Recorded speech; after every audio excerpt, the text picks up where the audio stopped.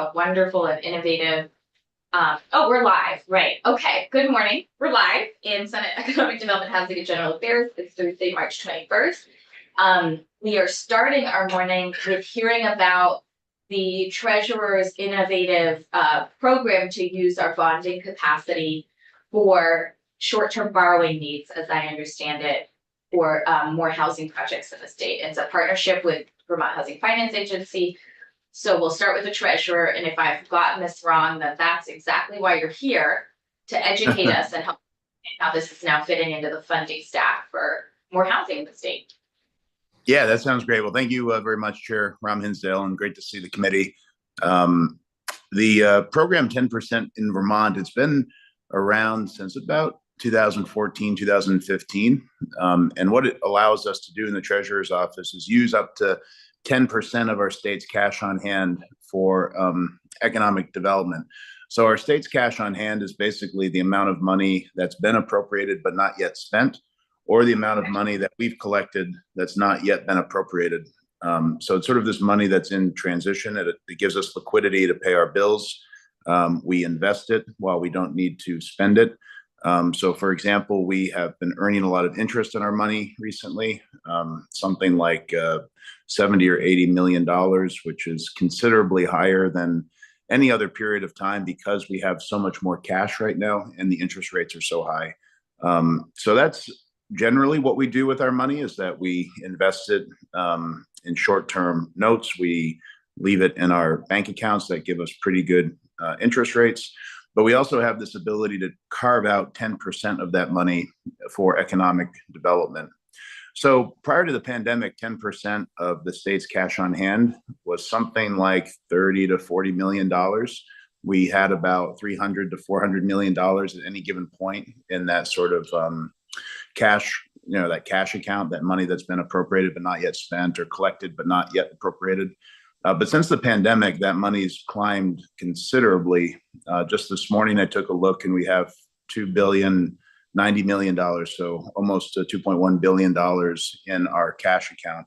Some of that is federal money that's come in and not been spent, but a whole lot of it is just state money. We have more revenues as a state. The budget has grown, our economy has grown, tax collection has grown. So we just have a lot more money in the system. So we thought it was prudent about 14 months ago to start a conversation about increasing that cap under the program from 30 million or so up to 100 million. And we did do that and announce that. And then recently we even increased it just a tad bit more, up to 115 million. So now there's 115 million, well below the 10% threshold, but we wanted to be conservative with the approach that allows us monies for economic development investment. Now, we want the primary objective for this money is that we need to get it back. So it's money that's going to, it's already been spent or will be spent. So the risk is the primary concern for us. How low can we make the risk so that we know that we're going to get paid back? We were willing to have a low interest rate. We were willing to be counter-cyclical to the high interest rates that we're seeing in the private sector, because we thought that's where we could have the biggest impact. And we were collecting considerable sums of money through our other investments with our cash. So we thought, this would be the biggest opportunity for us to have a lot of indirect benefit from allowing many housing projects to go forward that wouldn't otherwise go forward in this environment. So we have sort of a duration tied to an interest rate. So if it's a pretty short-term loan, like less than 5 years, the interest rate that we will charge is 1%. If it's 5 to 10 years, it's 1.5%. If it's over 10 years, so 10 to 20 years, it's 2%. And then over 20 years, which we have, relatively few loans that go out that far, it's 2.5%. So that's sort of the interest, that we landed on, again, about 13 months ago. And then the other thing that we did is that, we wanted to prioritize housing out of sort of all buckets of economic development.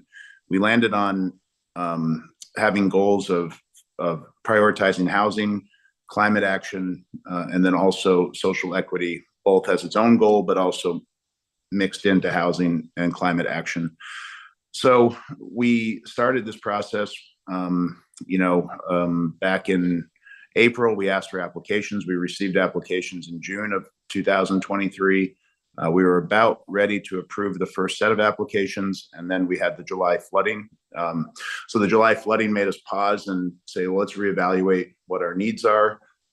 We did go forward with the initial applications eventually that fall, last September, one with the VHFA, which Seth will talk about, for $50 million.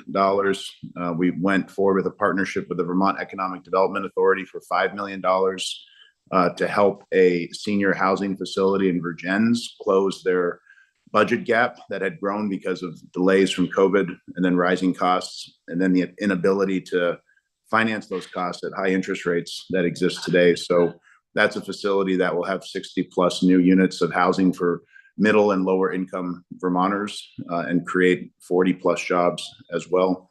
And then we had another investment with the Northern Forest Center for a project up in St. Johnsbury to support 9 new units of housing in a building that's never been used for housing and sort of sits pretty underutilized right on Main Street in St. Johnsbury. So we've been able to spread the money geographically around. We've been able to spread it around the full spectrum of housing, from affordable housing to market rate to workforce to senior housing to rentals, some home ownership as well. So we've liked the portfolio that's developed. But before I let Seth take over, I'll just mention one other program that came out of the flooding that was not housing related, which was a municipal flood recovery fund. So we worked with the bond bank to take $15 million of the $115 million I mentioned, for them to develop a program that would lend to municipalities that have been impacted by the flooding. And the goal with that program was that there are a lot of communities that are going to get FEMA reimbursement, but they don't know when the FEMA reimbursement is going to come in. It could be a year from now, it could be 18 months from now, it could be 6 months from now. But a lot of those communities had to go out and get commercial loans at 5, 6, 7, 8, 9%. And they're holding those loans and paying those high interest rates. So the bond bank's program was going in and taking out those loans with a much lower interest rate loan, blended rate interest rate of like 1.3%. So those communities, the estimate is that they'll save $3.5 million in interest payments over the life of this program as a result of this partnership with the bond bank. So that's a shorter term partnership. We think that will probably be paid back to us with, certainly by within the next 7 years, but we think it's probably more like the next 2 to 3, 4 years. And then the other thing I'll just mention is that we still have some capacity in the program, and we're looking for opportunities in 2024 that sort of continue to fit our priority, which is housing, partners that have sophistication in that space and that are low risk to the treasurer's office in terms of the money's getting paid back to us. And I think that's a good place to leave it and turn it over to Seth, because they are the biggest partner that we've partnered with. And they certainly exemplify those goals of us of supporting housing, being a trusted resource and a trusted entity, and also being an entity that can give us comfort when it comes to the risk of putting our money with them as well. Yes. So we'll go to Seth. Leonard and Mr. Treasurer, I just want to say we have our compatriots from the Wisdom House Project in the room with us today, from Jericho, who are presenting after you. So they're listening with very perked ears about what makes. Hey, Bill, how are you? Bill, Susan, and Michael. And he can see you, Bill, this way. Here's where the camera is, right here. Okay, well, I want you to see Susan. Well, I'm under. She's a huge fan. No, he can see her. She just wrote you a check. Okay, yes, so we'll turn to Seth and thank you both for being great partners to the Wisdom House as they try to figure out a sort of separate lane to make a multi-generational project happen. Before we lose Mike.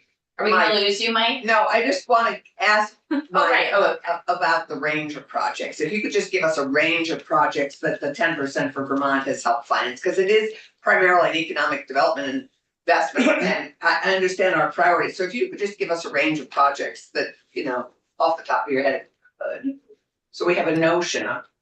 Yeah, for sure. So, there's the senior housing complex in Virgins. There's the 9-unit housing complex in St. Johnsbury. That is a $500,000 investment. It's part of everything that we do. We try to leverage our money as much as possible. So, that one, it's like a $3.5 million project. Ours is $500,000. The Virgins project is like $24 million project. Ours was $5 million. So we try to find opportunities for us to come in and leverage our money. And Seth can talk about sort of the 6 categories that they have and a whole host of individual projects that fall under those categories. But it ranges from manufactured homes, again, to single family homes, to economic impact projects throughout the state. So it's quite a variety of projects that are being benefited from a few $100,000 up to $8 million. So from 5 to 8? Yeah, from a few $100,000 to $8 million is usually this sort of the range. So you gave us housing examples. I was just curious on the climate action and social equity projects, if you had an example or two of those. Yeah, so I think in the climate action, certainly the arrangement that we had with the bond bank is something that fits in the climate action, because there is the ability for some medium-term planning to happen with a lot of those municipalities, as well as they start to think about redevelopment and rebuilding. So that's an example. But even within housing, there's plenty of examples, and Seth again can talk about this, but particularly in the manufactured home segment, there are a lot of manufactured homes that are in floodplains and prone to flooding and reflooding, and part of our funds will go to moving those homes out of those floodplains, and also building in mobile efficiency units to help in terms of energy consumption as well. In terms of social equity, I think certainly you could see that blended into housing and into the climate work, but separately from that, not to give away what we will do, and I don't know what we will do, but there are a few community centers that are proposed to us throughout Vermont, and there are a couple of projects that I think would really fit the bill for social equity, supporting community centers that support some of our most vulnerable communities. So more to come on that in 2024 in terms of a specific category, but I think through housing, we've really blended all of those goals together. And in raising up houses in Barre, are you guys at all involved in that? I just learned about that, I think, this week, and we're not involved with that. I don't know if it would be a good fit for our money, because we would need to find a partner that would sort of be the front of that. We would sort of not directly be investing in individual homes, I should say. Yeah, okay. Have you been talking to the Land Access and Opportunity Board, or maybe BHFA can answer that question, because they are now looking to transition away from being underneath the Vermont Housing and Conservation Board. And I have mixed feelings about that, because I think it's an incredible sounding board and conduit for social equity and closing the racial homeownership gap. But I worry they're going to be further away from the other partners as they become independent. I think that makes Yeah. it's nice to have an umbrella. I know, it's been solid great. as BHCP. I wouldn't do that if I were you. I'll let Seth answer that, Chair Ramsdale. Okay, great. Seth, hi. Fantastic to see you all. Honored to be here. Thank you, Senators. Appreciate it. For the record, my name is Seth Lehr. I'm the Managing Director of Community Development at Vermont Housing Finance Agency. I'm just going to jump right into some of the questions before I tee up the slideshow. One thing on the equity front, if you visit our website, I don't have a slide for it today, but VHFA is in the midst of working with a couple of partners and are in conversations with the Land Access and Opportunity Board and others about standing up a BIPOC community developer program that's going to focus on creating pathways for participation in the development, deployment of resources, and the building of housing. Who builds housing matters. We understand that, and I think that there's a really great opportunity for a partnership there, and we're having very close communication that we're excited about to see where it goes. And that, I'll talk about the small and emerging pool of funding that we have from LIAC and our plans for that in the future, because that's going to be a little bit of a slower running program. But for now, I'm going to share my screen if that's okay and go through a few slides. And I always bring maybe more slides than there's ever time for. So I hope too that these stand on their own. If you've got questions about some of them, I may not hit on every point on here as we go through them, but I try to give you enough data that hopefully helps encapsulate how things are going.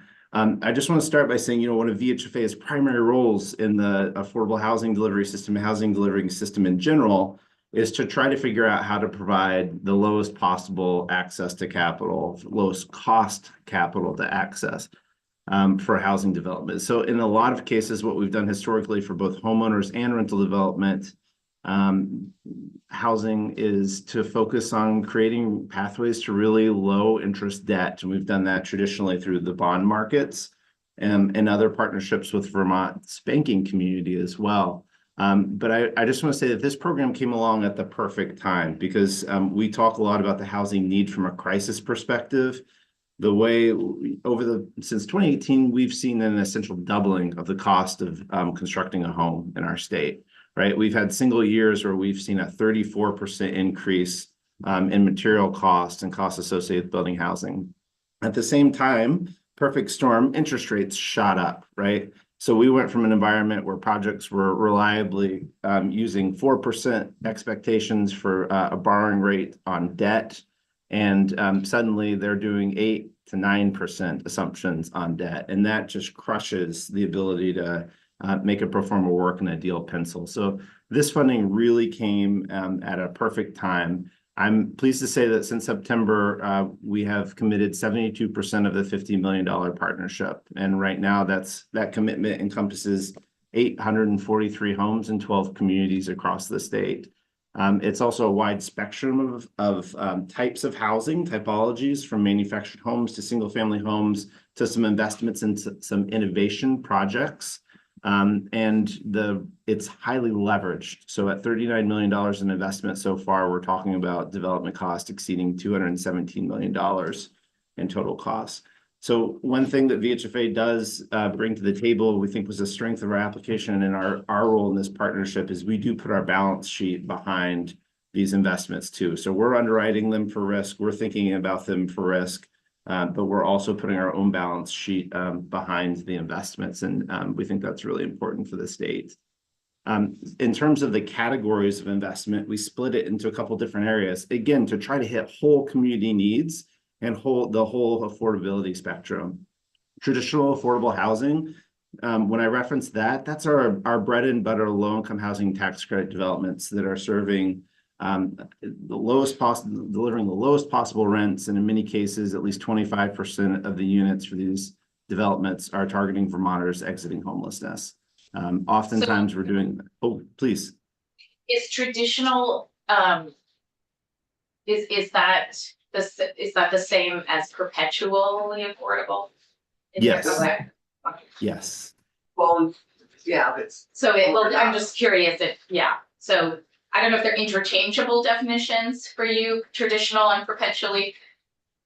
Like we're trying to help our colleagues understand what we mean when we say affordable housing versus perpetually affordable housing. But so traditional encompasses that, I think. well, I just want to make sure there's not like a new circle in the Venn diagram that means something else also.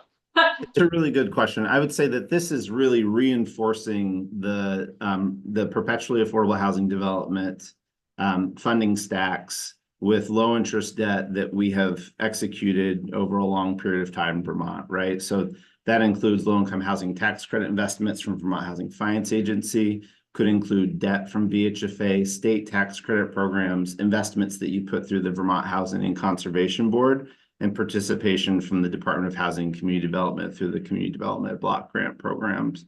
So those are the traditional perpetually affordable housing approaches. We put $14 million out in debt for that.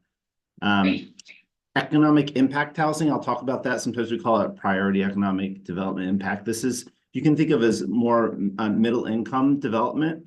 And we really focused on trying to find some keynote projects in mostly downtowns that were really connected to economic growth efforts in communities. I'll talk about those. A pool for small and emerging developers, also home ownership and manufactured home communities. That was the platform that we put forward. And underneath that, to the treasurer's points, we put a high level of focus on how can we impact flood impacted communities? How can we also ensure that the buildings that we're supporting are very green, right? Are located in the right places from an environmental and community development standpoint, and then also are very efficient buildings. So that's been a focus as we've worked with developers in taking in applications. Wait, before you, Yeah. before you leave that slide, these are mostly your partners, you're investing in nonprofit developers of these projects, right? I mean, are you ever investing in for-profit companies that are actually creating affordable manufactured homes to help alleviate and provide additional resources for our communities? So that looks like the next Oh, is that our? bucket, manufacturing. It's a good question. So I think what we use this for is direct investments into housing to subsidize housing units themselves. To the extent possible, we try to look upstream and say, what is the impact of the investment we're making? So there are a couple investments in this pool that are actually trying out new construction methodologies or new materials. We did not make investments directly in the companies themselves that are producing those materials. So an example is 5 units on the Delta campus in Brattleboro that will be constructed with mass timber. We think it's the first mass timber rental development that will occur in the state, following shortly on the heels of the expansion addition that was done at oh good grief, Fairbanks Museum. Are you prioritizing first generation homeownership in the homeownership category? So we have the first gen program for this homeownership development piece, and I'll show the project that we're investing most of it in. It was a short-term construction loan to help a project that's building out a full neighborhood. Got it. Okay. So For ownership. Yes, that way, and actually that development, I can jump to that, pardon the whiplash on the slides.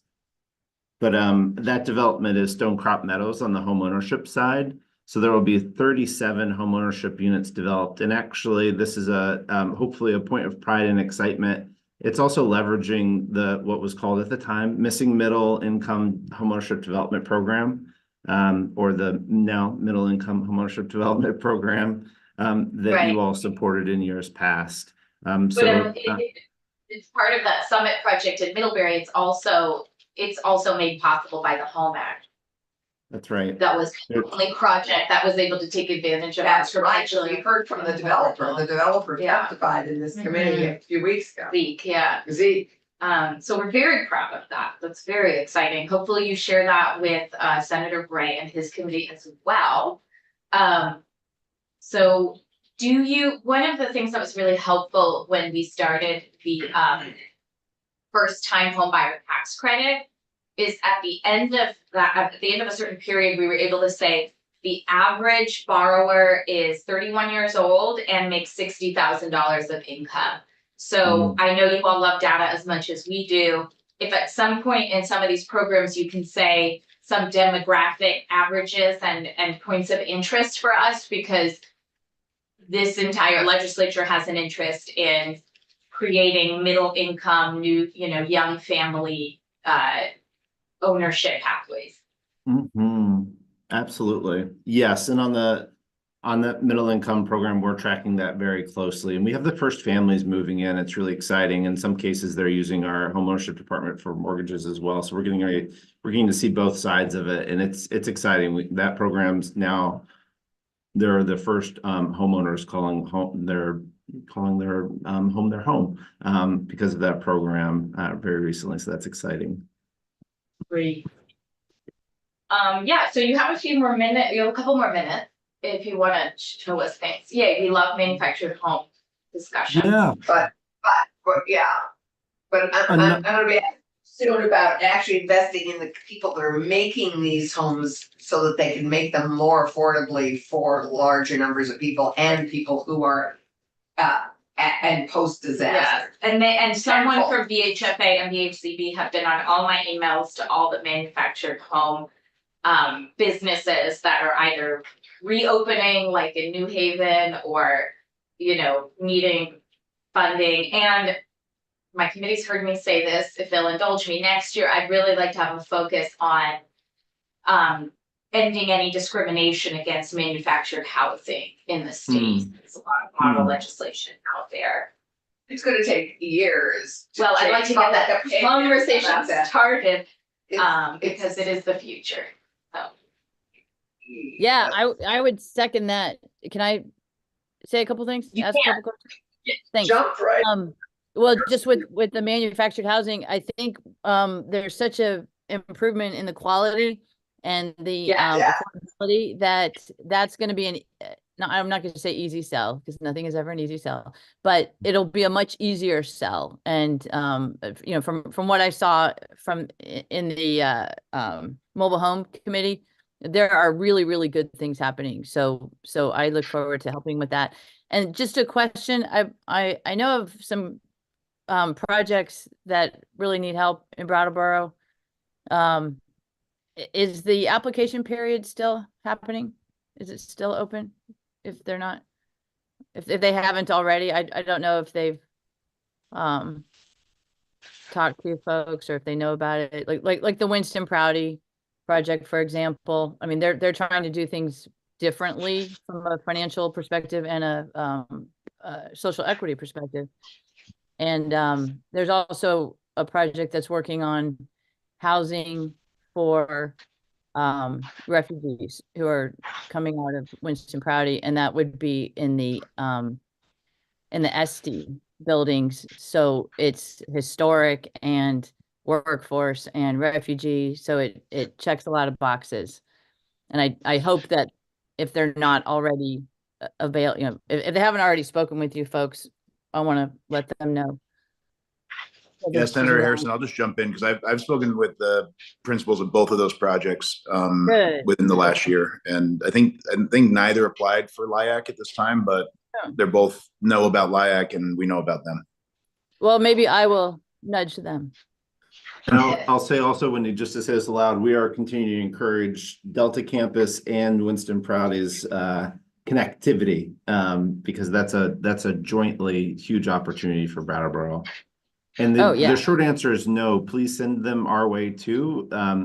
You also supported the Rental Revolving Loan Fund, which recently launched, and will actually be pairing with the Small Emerging Developer Pool. So especially for medium-sized projects, we're just now kicking that off, and really interested to see what comes in. Perfect. Thank you. I just want to note our Secretary of the Agency of Commerce and Community Development has walked in, who is here to listen to our next presenters. They are very good networkers because we all know them and many of us have visited them. I don't think I say this to say anything negative. I think it's an ongoing conversation, but they too have started talking to VHFA about potentially putting themselves in the pipeline or getting help stacking their funding.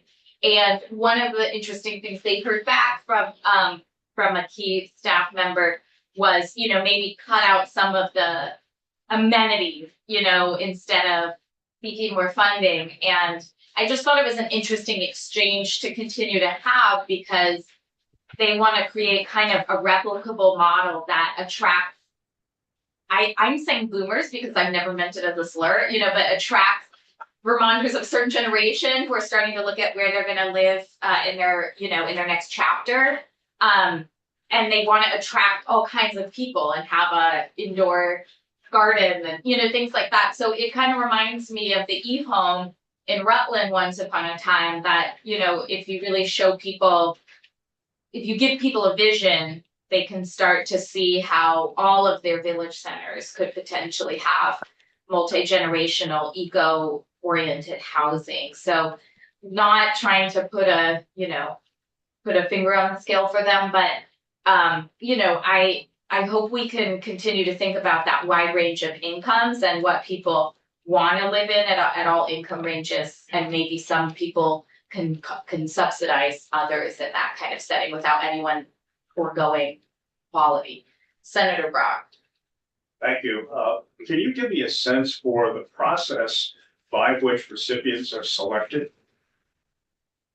Yeah, sure. So what I will say is some of these funding streams follow existing application and deployment processes, right? So our traditional affordable housing development, those are all coming in through our tax credit pipeline. That's a very tried and true process with a fairly familiar set of actors and entities. For example, the Priority Economic Development Program, and if Secretary Curley is in there, can attest, and Treasurer Pichek, we actually designed new metrics to analyze those projects as they came in, because they were different. They were something we had not seen before. And we've done the same for the small and emerging developer programs. And we've done that largely off of the framework that we've selected for the rental revolving loan fund that you all informed. And we designed those in a way that remove the barriers that typical state and federal resources require of builders and developers.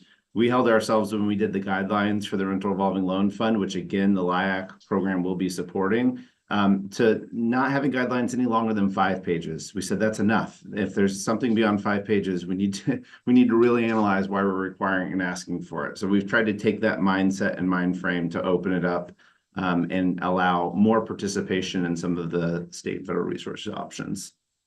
Great, thank you. I have the same question for Treasurer Pichek.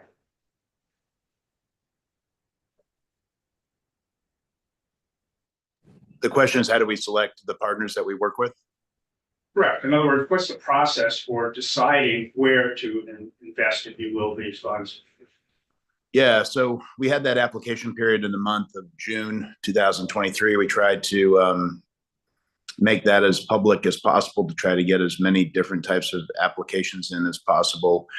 And then really, like I said, we had those 3 categories: housing, climate action, social equity. So if, a project didn't fit one of those categories, they sort of were put off to the side, at least for now. If they hit multiple of them, that was something that was a focus of ours. But then it really came down primarily for us to risk, the ability for us to protect our investment and make sure that we're going to get paid back. That was an overall driving factor. So even if there were a project that hit all of those points and had the potential to be very impactful, if there was a greater degree of risk, it wouldn't have been something that we were interested in pursuing. So the risk factor was primary, but also those 3 sort of objectives, and then also, like I mentioned, the expertise and the experience of the individual entities that we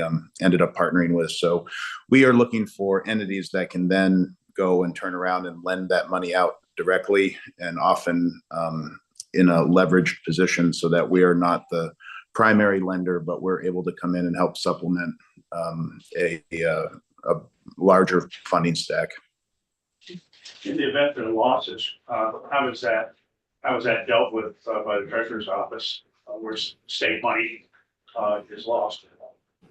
Yeah, we haven't had that situation yet, and we don't expect to have that situation with the investments that we've made, because both the individual investments have strong underwriting and some level of security interest in those individual investments, but then also we have an interest with the entity that we've lent to as well, that they're on the hook to pay us back. So there's multiple levels of protection. We haven't had a loss. We don't anticipate having a loss. You never can assure that you won't. But if we ever did, it would basically impact the interest income in terms of what this program was producing. I have one more question, then we should probably move on, but has this helped our Habitat for Humanity chapters at all? Because they often come in and say they are those, medium or small developers that can't otherwise participate in the tax credits and things like that. That's a VHFA question. Yeah, this program, because of the nature of the way the debt works, and it's not set up to do consumer loans, has not actually touched habitats. But the middle income homeownership development program has been heavily used by the habitats.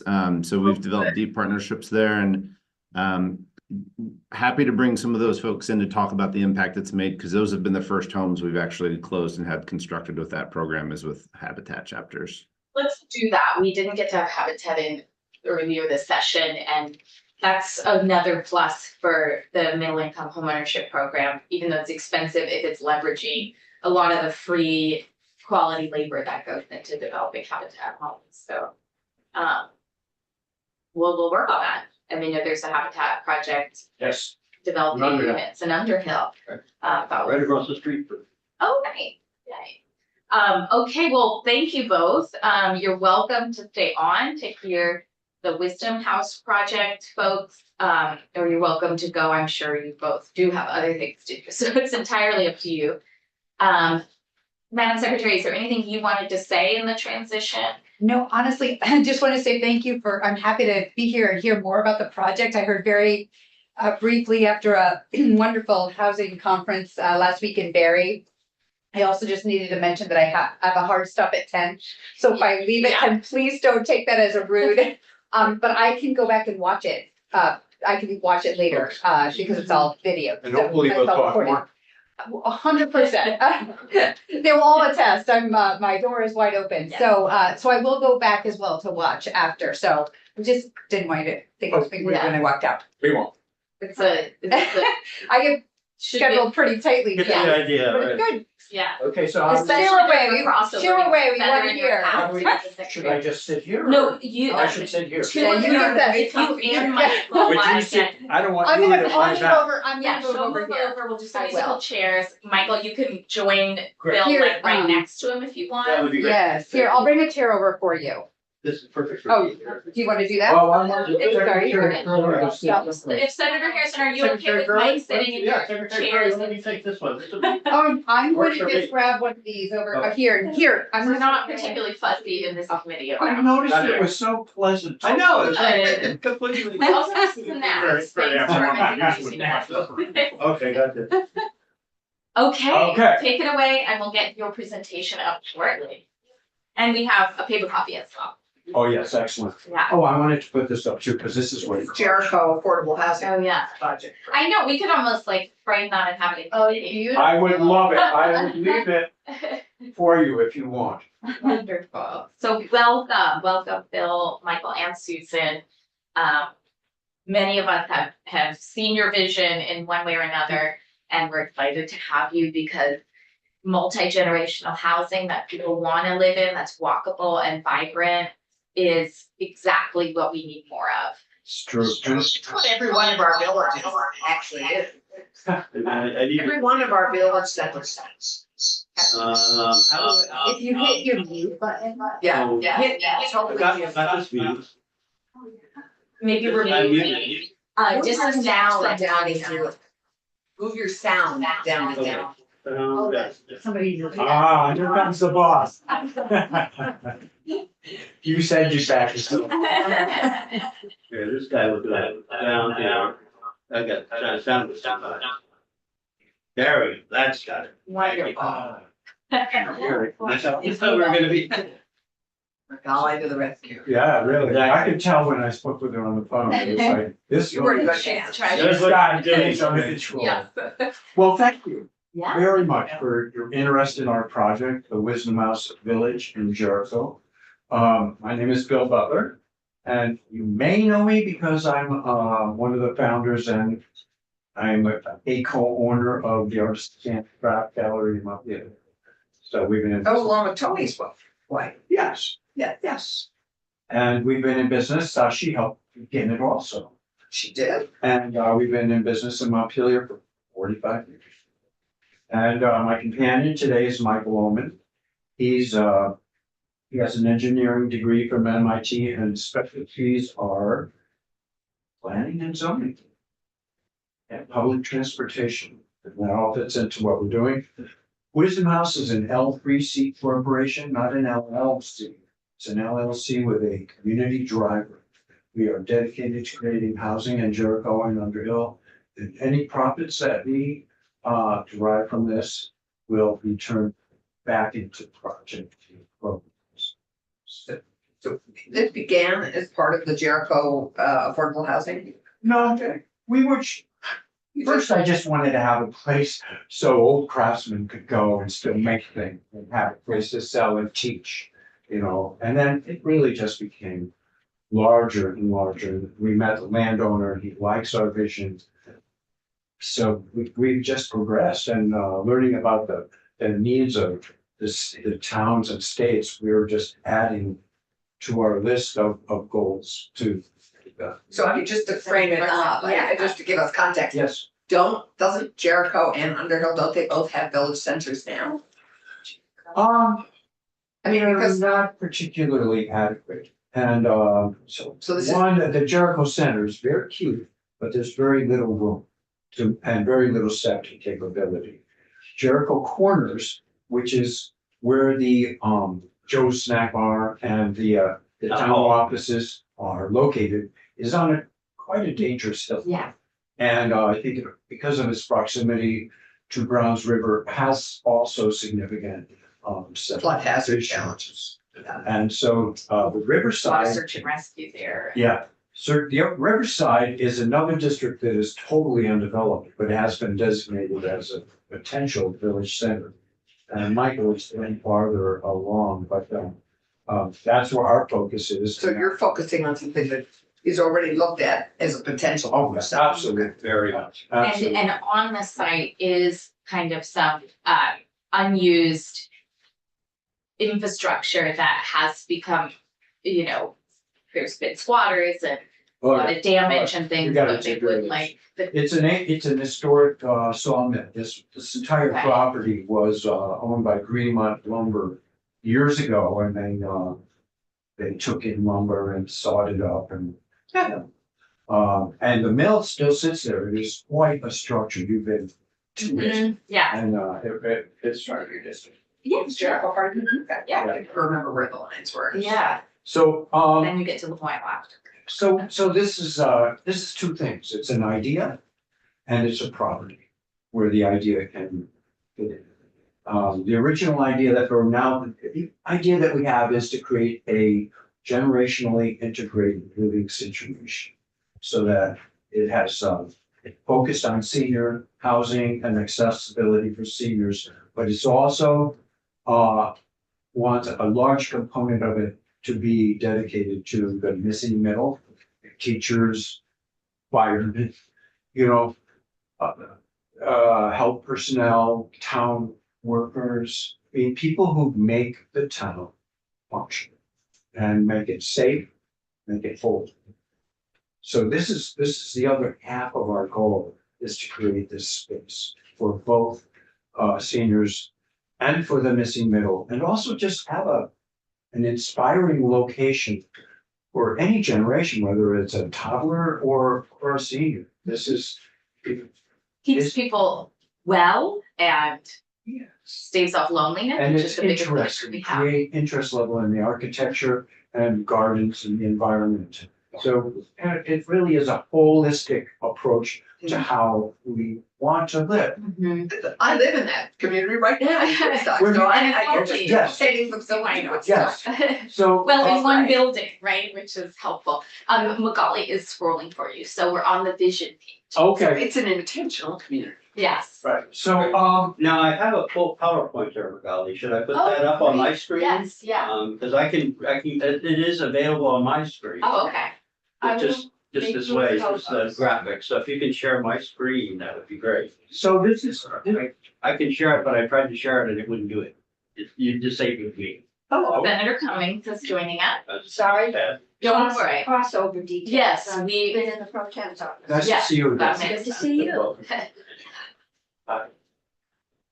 So this property we're talking about is the Riverside District of Jericho. It's 15 and a half acres, undeveloped except for that historic sawmill. And Riverside, most important law, well, not most important, but an important aspect of it, it is zoned for 200 units. Hmm, And I mean, that's That's. Yeah. a serious amount of housing. so that's the latest round of Jericho's planning. Yes, Yes. yes. And, we presently have an option on the entire property. Yeah. Uh, And it's okay to say that, you know, Greg Tatros involved as Yes. property owner because the Tatros are beloved at the State House as well. yes, and Greg is a personal friend There are of, lots of different takers. Well, we're talking about the Tatros who operate Genesis Promise in the neighboring community. and they own this And they property. own this property and want to see it And go what to is- good use. What's his first name? Greg. Greg. There's Greg, the dad, and Gregory, the son, And Dawn. and Dawn, and Amy. So Ways and we are Yeah. very friendly with them. They like our vision. We've been working together for years, building to this moment. So we have an option for Greg on the land. It's not going to last forever, though. It's a very desirable piece of property, and people would like to build high-end housing in a subdivision just like Jericho is well known for. That's what happens in Jericho. And we'd like to change that. So, And may I just yes, ask, please. is he not interested in developing it himself? Greg's got his hands full with Jenna's Promise and his own business. When he offered this opportunity to us, I said that we would not be interested unless he participated. So he said he will do everything he can to be involved. Right. So if you know Greg, he's good for his word, and he has a ton of equipment to back him. up. Right. He's a digger. Very. Yeah, so up until now, Michael and I have underwritten the entirety of this project. But as you can see, it's getting bigger, and we really need to reach out. And so we're reaching out to the state for advice and financial assistance if we can get it. We don't do individual projects except through our partners, as you know. right, partnership kind of thing is what we're anxious to work. Right. This is But, our, I mean, really, that we do not invest in individual No, projects. no, but I think understanding the gaps between the kinds of funding we have available for middle income ownership and opportunities and multi-generational housing Yeah. and where they're struggling and falling through the gap. A project like this is exactly the type of project that we need to move towards with our demographic shift. Find ways to work with it, Right. that's work within the context. Right. It's fabulous. Frankly, also in a climate context, the climate vulnerability index would tell us that the most rural populations in Vermont are isolated seniors. And so not having to move them all to Burlington to some high rise when they'd rather live with mountains behind them and somewhere closer to where they were before is of huge interest when it comes to the transition away from people's single family homes. No matter what your income is. okay. That's right, and So it's so that everybody. building, Right. So many people want to age in place. Yes. but that building there will hold 30 to 40 units. Mhm. And we're not advertising California. This is just a local idea. Yeah. Mhm. And our thought is, so you get 30 homes that come up now for sale. Yeah. Because they've moved in with us. We have to create a space where people who live in nice homes are willing to leave. Mhm. They don't want to be warehouse. And then people we've shown this idea to say, we'll do it, we'll live there. And that means their home will be included. And then we'll solve at least Jericho and Underhill's housing problem for this segment of the economy. Right. But we'll also fix the school problem, I mean, by adding students. How close is the school to this? Oh, Right across the street, Yeah. literally. I mean, this is, You couldn't get any closer. no, you No. couldn't. You could, if you're good at baseball, you could hit a ball to it. There's also a library, a very successful library, and post office, a bank, very good market. Oh, so this is a reasonably developed. Around it. Hamlet. Mhm. Yes. Around it, yes. Encircling this 15 and a half acres is everything you need. Mhm. But this kind of pedestrian promenade doesn't exist. This Oh, is the okay. vision where the housing would. Right, this would be what we put Yeah. on the 15.5 acres here. Exactly. You know, we're also talking, we're networking throughout the community. We're talking with the school district about dedicating a piece of the property to a daycare center. Mhm. So we're in discussions with them about that.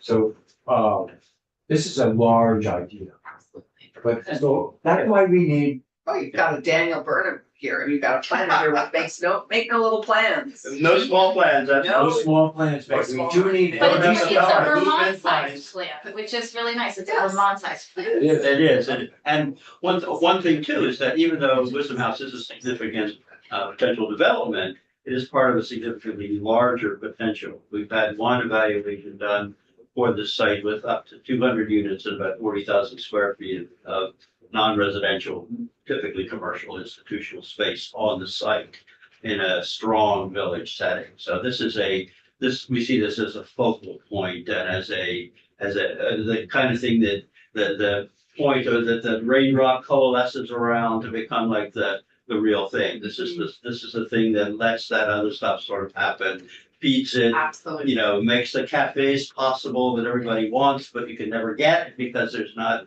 adequate density and activity in the area, that kind of thing. So this is what we're doing. And there's no water and sewer here. There is water and there is there's extremely high septic capacity. The town is currently kind of jumping the gun here, but the town is currently undertaking a significant septic study. It was supposed to come in this month, but next month we're expecting to see that.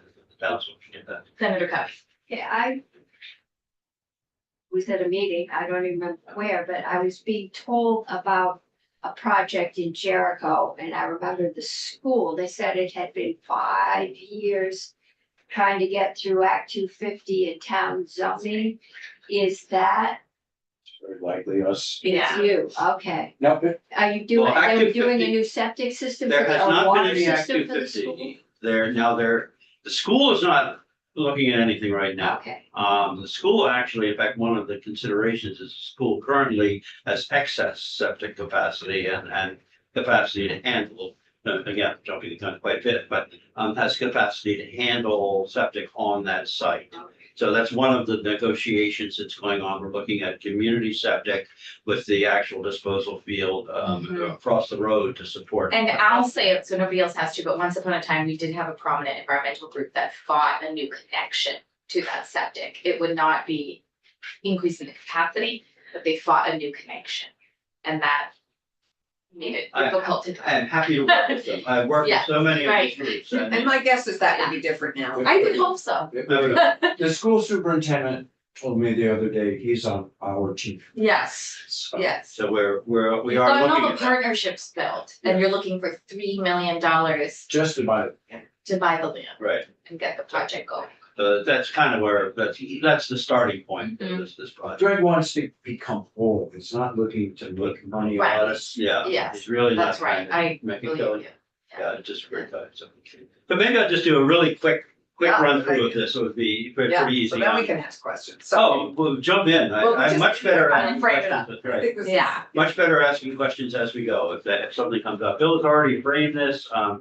Basically what happened was we're a bunch of people who are, as you can see, we're no longer in our middle young years. We're thinking about what's gonna happen to us. Literally, we were having breakfast one day and saying, what are we gonna do? Realizing there's nothing for us in the middle, like we're in that funny middle slot. We're not in the Wake Robins, the high end people, and we're not Section 8 down in that kind of thing. We're falling through the cracks of what's done. So we said, maybe we better try to do it ourselves. And one of the things was, realizing that there's a lot of money to be made off old people. What if we take that money and pay the help and give discounts on the rent and put it back into the project? Yeah, so we've become an L3C and to pump all of our, whatever we can make into it, back into making a better project, a more economical project, rather than trying to get rich off. I want to live there. That's all I want to do. Right. That's the political. Right. So anyway, so I want to make a place that I can feel good about living. So what is the vision that we have?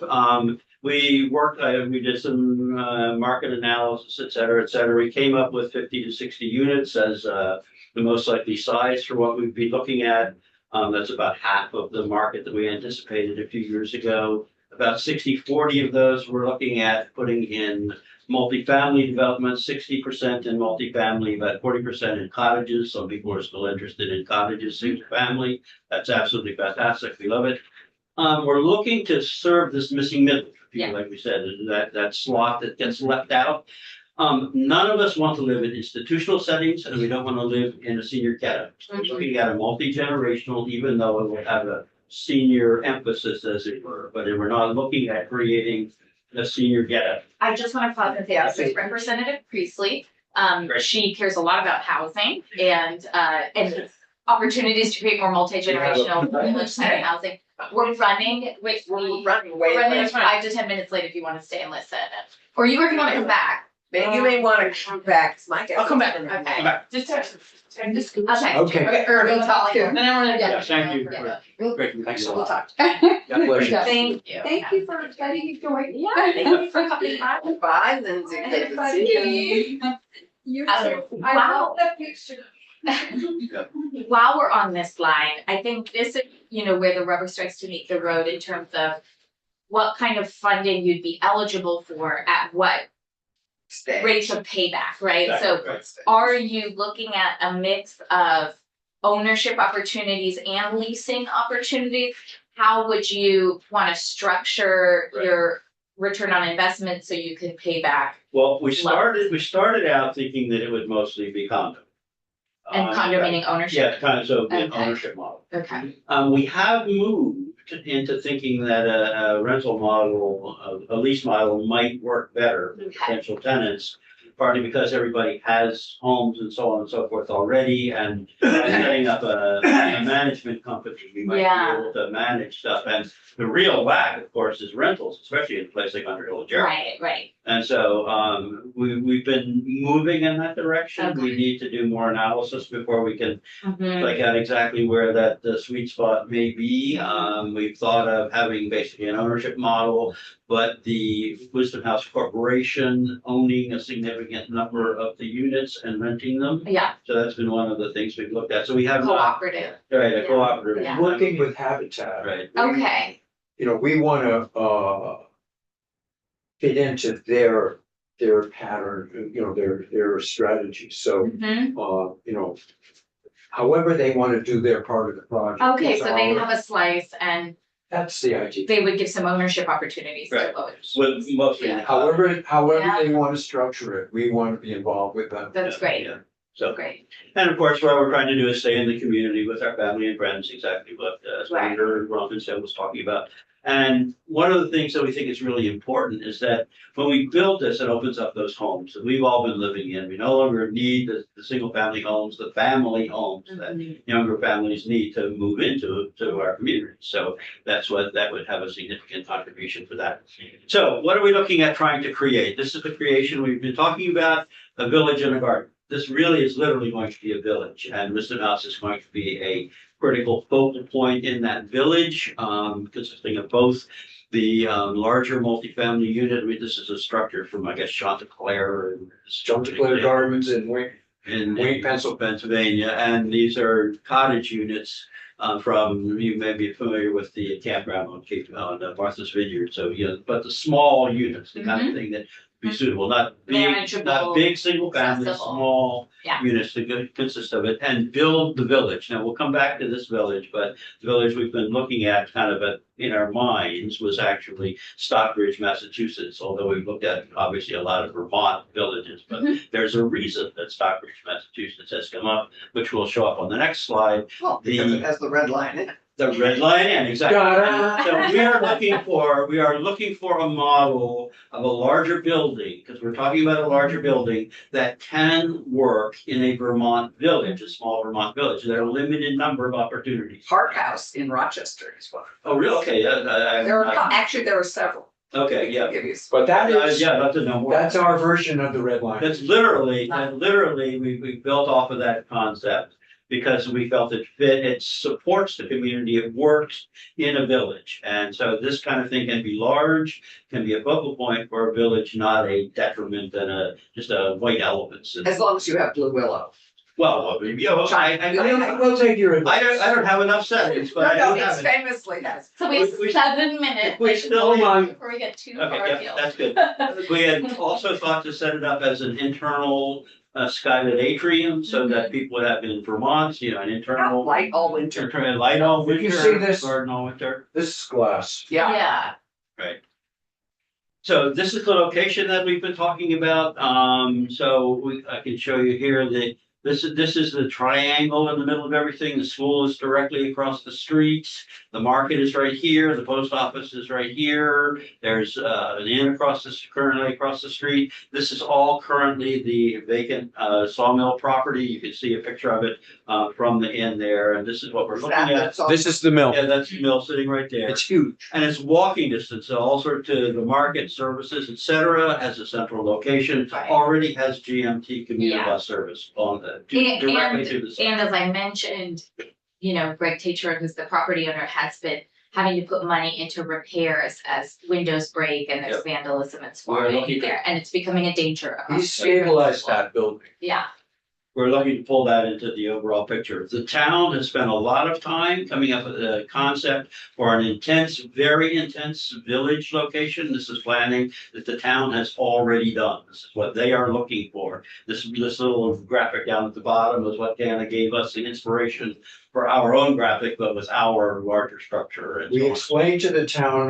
the planning commission, that the zoning as it existed would not allow us to build this, and so they're changing the zone. exactly. They like it enough so that they're revisiting their zoning. Right. The town is putting a lot of time and effort into figuring out what to do about the housing. This slide and the commentary is on the information that you have. The things that Jericho has decided to cite on their affordable housing slide, that they're looking for places for older people to be able to stay within the community and newer people to come into the community. That's what the affordable housing side was looking for. They have established a goal, a number of like 150 new dwelling units by 2028. This entire site would satisfy even more than that, all by itself, just the overall site. Missing middle 45 new units. We're looking for that right in the Wisdom House, et cetera. It's all, and these things happen independently. So Yeah. we are responding to them without responding to them. Right. So they. And if we pass the B home bill, then this would not require Act 2. Yes, exactly. We like that too. So that's fine.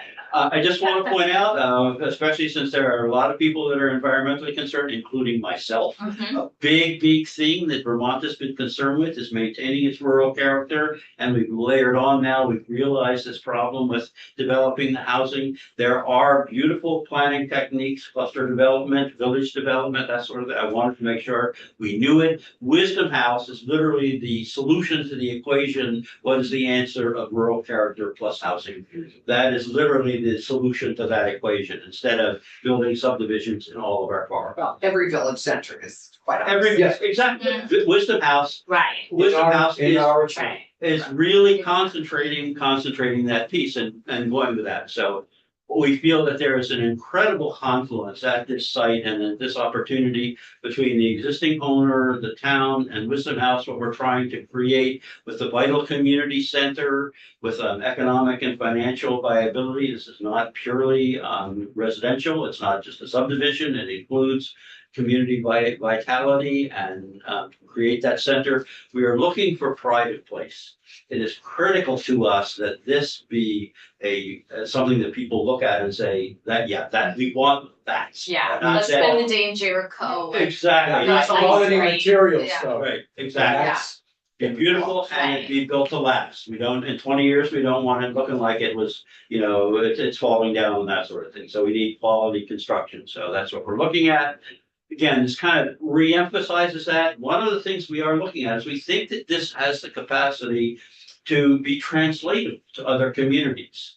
Other communities can do this sort of thing in their village centers to realize this kind of thing. And we're starting it new. So that's, we're dealing with all of the new prototype stuff, the how to make things work when we don't, we're building the original Tesla that sold for $100,000, but I bought my Bolt just the other day for 25,000. Right. The price is gonna come down as we get on the learning curve. But. Yeah, We're going to give our plans away. Yeah. I mean, we spent a lot of money on Right. architects. Time and effort and learning. So right, yeah. We're in that early stage, we're suffering from that, but we don't feel like we want to do a lot of shortcuts and cut corners and Yeah. miss out on those I opportunities. appreciate that. And so I did want to point out a couple, I got this from the VHFA presentation for Chittenden County, that they did a few years ago. Two things I want to call out was number 2 and number 3 here. The single most impactful thing a community can do is add financial resources or reduce costs for housing. We need to make that work. We need to put the resources in to make this work functionally. And then number 3, incremental additions of housing in primarily market rate buildings can unlock resources for all types of housing. We're not shortchanging affordable to do that. We're enhancing affordability. So that said, we think we can realize the vision with this plan that we put forward, and we love the opportunity of partnering with folks who would share that vision. So that's And have you spoken with VHCB? not VHCB, we've I- spoken I've been in VHFA. touch with VHFA, so they've had an initial meeting with Yeah. VHFA. So we're beginning to reach out for partners now. Right. Senator Robinson put this in. Right. Yeah, We are beginning that process. We yeah, wanted to make sure that everyone here knows. And actually, I think AARP would be a very. I like- I like that. It's- yes, Oh, that's yeah. kind of- They have huge, they have Money. huge resources and they are very, very supportive of this, Of exact this concept. Yeah. How do we reach out to them? I mean, is Just there? call them, call Yeah, Charlie. Charlie. Yeah. Keisha can send you Kelly, Stoddard Poor's contact, who Right. is our, No, that was somebody else. CEO there now. Greg Marshall. Yeah. yeah, anyway, we can get you those people. And if, yeah, we email all the time, so I'll make This is sure the you have part the where connection. you help us facilitate. Yes, But you have a senator who's very engaged, so, but I think there are lots of resources for you, so I That'd be think. great. they're just come in different forms, and as you're finding out, the funding And stuff. that's it, it's so complex, and Yeah. it's not a simple answer. Yeah. We'll get out of your way. Okay. We have a whole. want that? In our way, it's such a pleasure You know, to meet if you. it's- such a- If it works for you, I No, would you love need to that, keep and I would that. find a frame for it and put it up, because I really love it. We would be But- honored. But you need to have that with you to sell this for a while, so we I want know you you to, want. You can get it up. We'll return it to you in the end. How's that? yeah, that's So good. this will be the trophy over Sunday. When Exactly. When it's getting ready to build To this. us. Yeah, exactly. That was that, was that Yeah. finance? Yeah. All right, right. Allison Clarkson. Well, Thank thank you you so so much, so much. much. Yeah. And I think Nice to what's see you. helpful to put both presentations together, with this fund, you know, opportunity, so we know exactly sort of what monies are available and their payback periods. Yes. Have you been in there like? I didn't jump on that. It's great.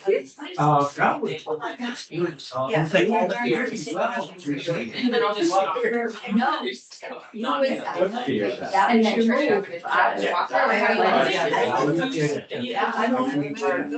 So we're still. Yeah, like I don't, you're on like retired.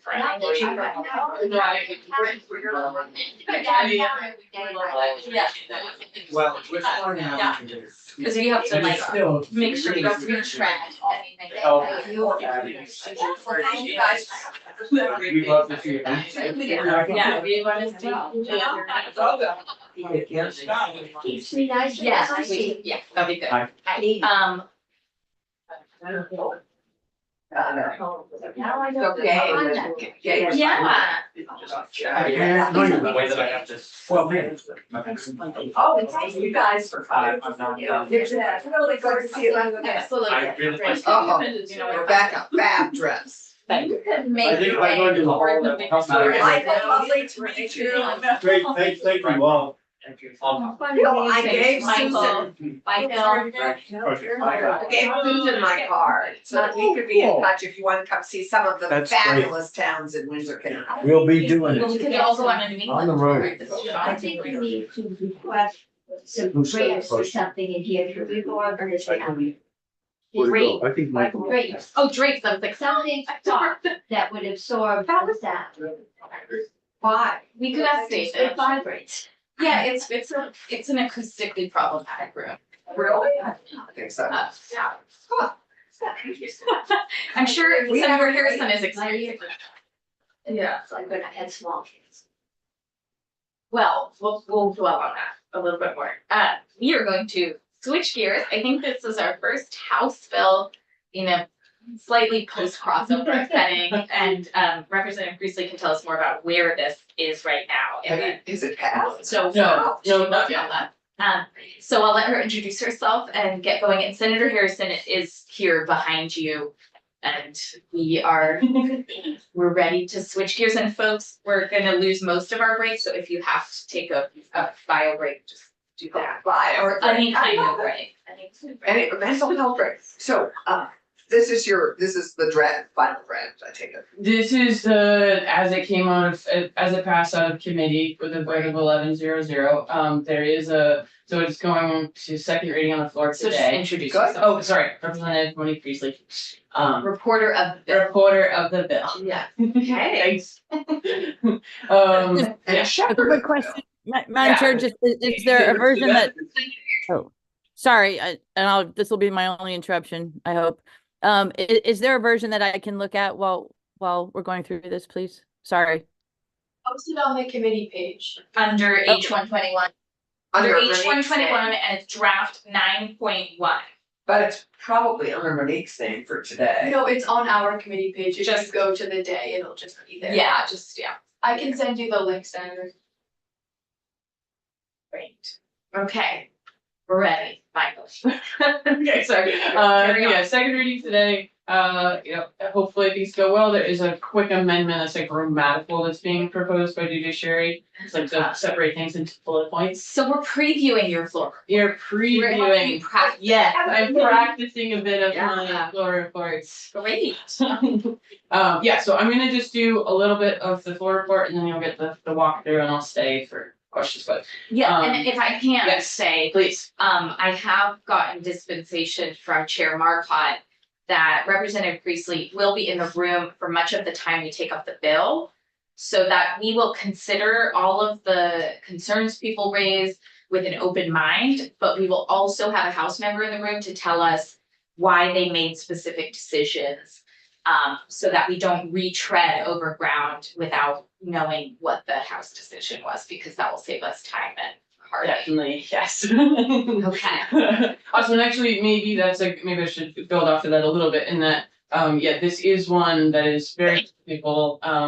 My report here will try to not be, it'll be more of a story. That's what we'll sell on the house Right? floor. Yeah, okay. But it is a bill that single word changes can drastically change the direction and or structure of the bill. And it is one that, it just nationally have been working with a lot of different states and things to try to, this is all kind of a group effort nationally, in the absence of federal legislation, so. Yeah. Great, okay. From the moment we wake up, we are enveloped in a network of hundreds of devices that quietly track our every action, word, and heartbeat. As we leave our homes, our smartphones and cars equipped with GPS become silent observers, documenting our movements. Waiting for coffee, a simple facial scan on our phone peels back layers of privacy, allowing us to connect with friends through various chat applications and social media platforms. At work, our presence is logged through ID badges embedded with radio frequency identification tags, converting each of our movements into data. Sitting at our desks, a fingerprint scan not only grants us access to our computers, but also signals the start of a day's work of monitoring.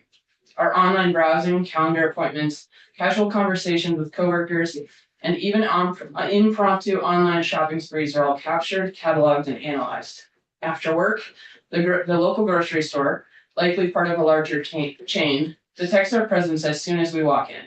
Here, our shopping habits are tracked, all under the guise of offering us discounts and coupons through our loyalty program numbers.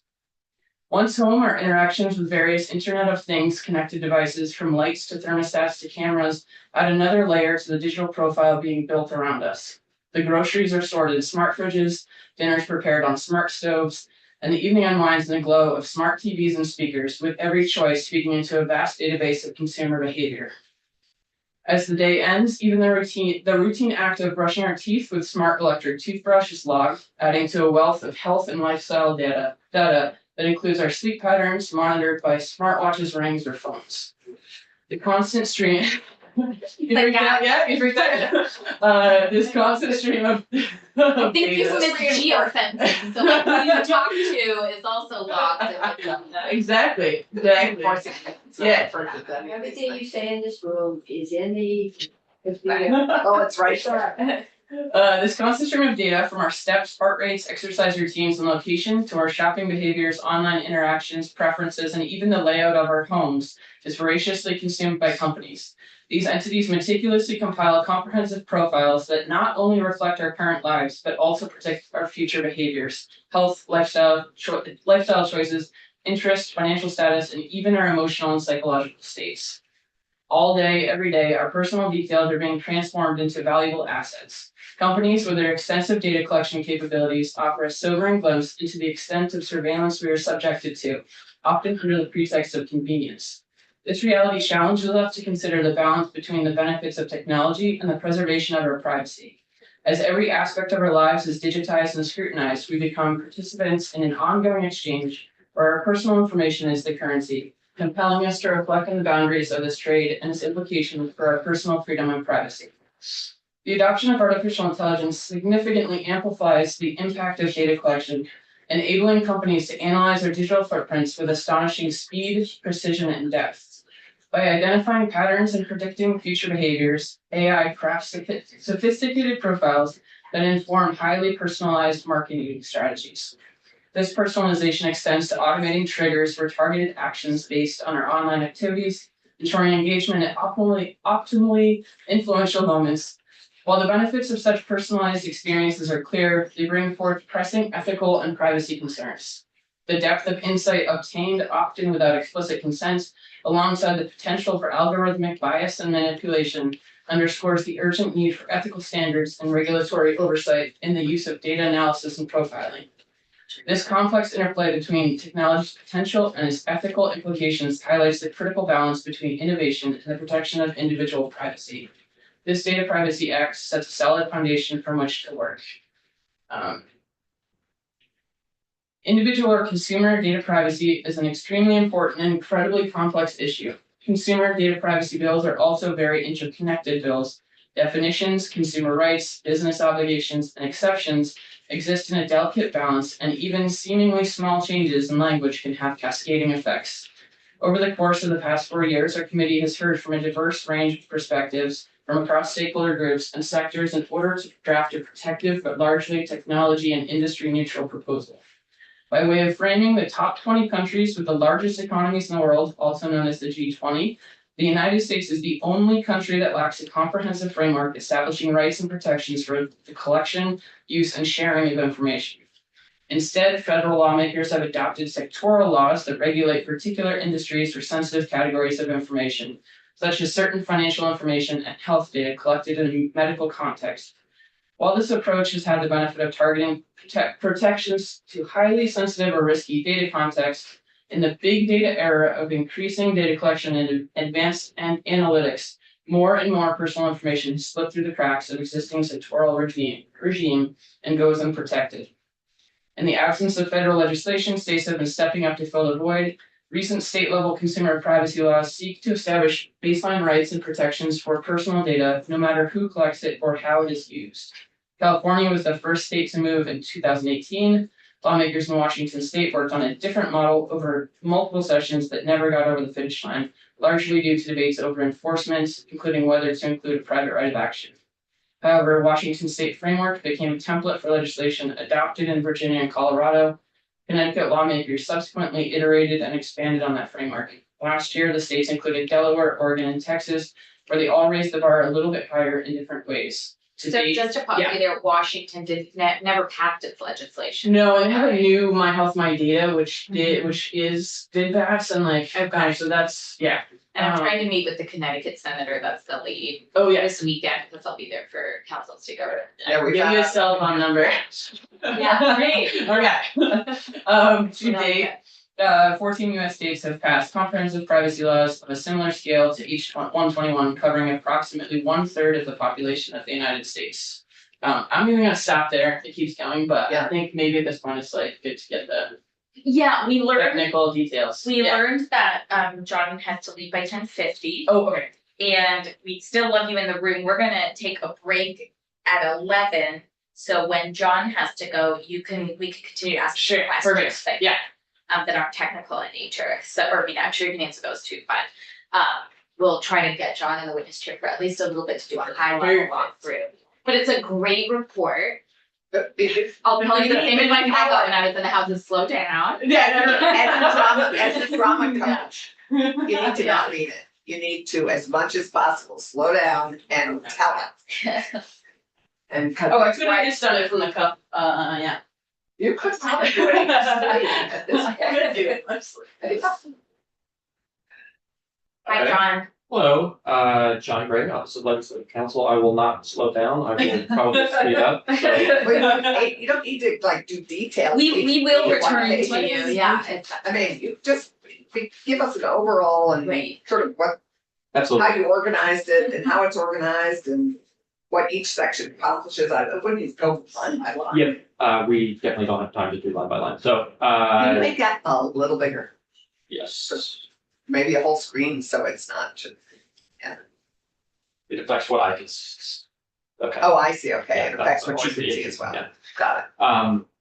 So what I'll do is go section by section, not reading them, just calling out particular important pieces and trying to get a sense of what that section is trying to achieve. So I think in the best way to orient for diving into this, obviously there's gonna be a lot of testimony that you're gonna hear on this. So just to call out some particular definitions that are important, I'm not gonna walk through the definitions here, but just so you know, the persons that this act is concerned with is consumers, so that's who's protected under the act. Controllers, that's the persons the act tasks with obligations and restrictions. And processors, those are the persons acting on behalf of the controller. The consumer is any individual who's a resident of Vermont, so it is limited to in-state folks, people who are living here, that's who's protected under this act. Controllers are persons who determine the purpose and means of processing personal data, so this is a very big concept. If you're touching personal data and determining what to do with it in any fashion, unless you're doing it on behalf of someone else who's provided directions to you, you are a controller and are therefore subject to this act. And we'll talk about the thresholds that apply, but generally that's what a controller is. So those are the folks who are tasked, that the act is tasking with certain obligations. And then processors, those are those persons acting on behalf of the controller. They're going to receive directions from the controllers. They're subject to slightly different restrictions because they don't apply directly to those processors, but they are subject to contracts between the controller and processor, which we'll come to. So processing is any operation performed on personal data, such as collection, use, storage, disclosure, analysis, deletion, or modification of that personal data. A couple of other things that are useful to know here, the sale of personal data. This is a broad concept that's meant to capture any kind of exchange of a consumer's personal data by the controller to a third party for monetary or other valuable consideration. And it also includes for commercial purposes. So even if they're not getting paid in that instance, if they're trying to facilitate a relationship or something along those lines, that would still constitute sale of personal data and then be subject to particular restrictions under the act. Another important concept here is targeted advertising, and it's useful to call out that there are two different kinds of targeted advertising. One that's specific to minors, so anyone under 18, and one that applies generally to consumers.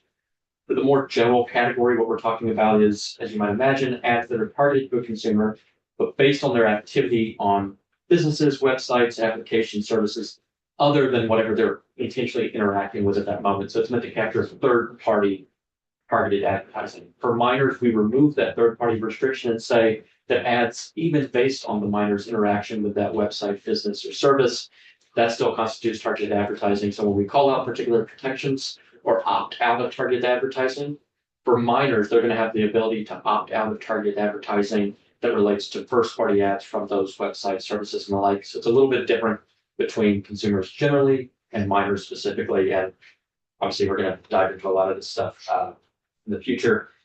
Personal data. So this is the whole content of the act. What are we talking about here? This is the consumer's personal data. It's what's protected. It's what's subject to these restrictions. It's any information that is linked or reasonably linkable to an identifiable individual or device. It does not include publicly available information or de-identified data. So to call this out, this is a very broad concept, things that can be tied to that particular person. But we're exempting from that things that are broadly available publicly. And we do have a technical definition of what publicly available is, but we can deal with that in the future, just trying to give you the sense of it. Are we still on the first page of the bill? No, we're. No, Okay. I'm just trying to talk about the Okay, section yeah, as a whole. I think for people who are watching on Zoom, it might be helpful if you either don't share the screen anymore or. We're in the definition section. Right, it's kind of challenging if you are trying to follow along to be looking at the same page for 20 minutes. Sure. So to call out what day, I'm happy to try to. Nope, you're doing work that great. as we go. That's great, I that's a didn't- good overview. I didn't want to get bogged down in the definition sections, but it will be. Maybe we should just stop sharing the screen then. Let me do the last Okay, definition section and okay. then I can stop sharing and Okay, I can just talk about the particular pieces. So personal data, this doesn't include de-identified data. That's a kind of data where essentially it has been, any kind of identifying feature has been removed and held Mhm. apart. And entities that are using de-identified data have to publicly represent that they're maintaining that information in a particular capacity. So the reason it is removed from personal data is Yeah. that you're not presumed to be at risk. I think we're gonna wanna delve into what's just become public as that this bill is passing, which is the TurboTax situation that's unfolding in the press. Mm. TurboTax is sharing some kind of consumer data. That was a Washington Post article the other day. Maybe we can print that for everyone.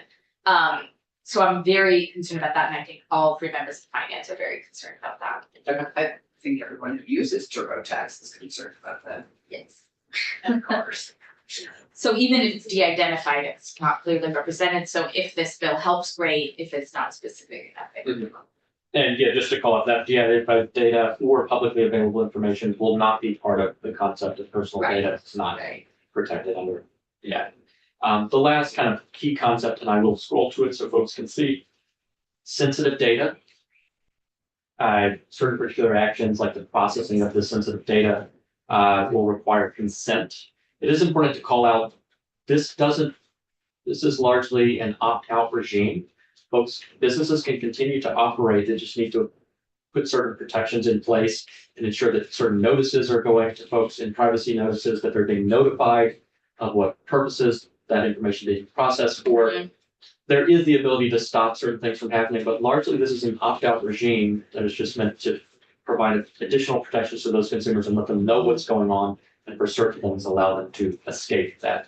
Senator Clark said. So sensitive, what everyone has, it's sensitive is subjective. Fine. Yes, but it's also fairly subjective. Everybody's idea of what sensitive information is also different. That's fair. I think we're gonna have to delve into Yeah. this definition. Yep. Can we put a box around that and do It's that just clearly later? something we'll Yes, be we're gonna discussing. have to go deep into that. So let me just call out some of the things that are here quickly. That consumers' government issued identifier would be sensitive data, so your passport number, driver's license number. Personal data revealing racial or ethnic origin, national origin, citizenship, immigration status, religious, philosophical beliefs, union membership. The union membership piece is something that was added in the House committee. I haven't seen that in other states. Representative Priestley may be aware, but I've not seen that in other states. They have a union, former union organizer in there, so fair. And E might be where we put something about tax information.